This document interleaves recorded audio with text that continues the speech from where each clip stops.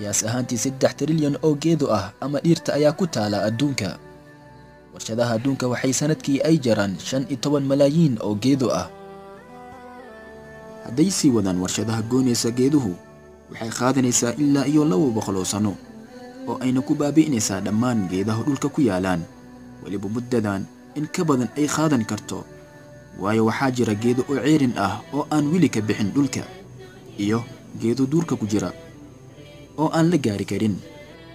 balse maxaa ku dhici doona adduunka haddii dhirta oo idil iyo dhirta cagaaran la gooyo?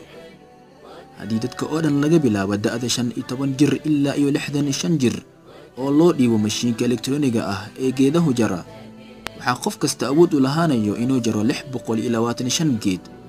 taasi waxay sababaysaa in hal sano gudaheeda dhirta ama geedaha oo dhan laga waayo dunida, iyadoo 99% dhirta ama geedaha duurka ku taala la jari doono, balse dhulka wuu qurmaanayaa oo sii daynayo 35 bilyan tan ama 1,000 kilogram oo carbon dioxide ah.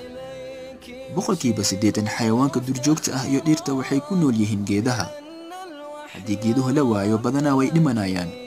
sidoo kale geedaha waxay dhulka ku ilaalisaa qoyaan iyo qabow. waxay kaloo riixdaa wareegga biyaha.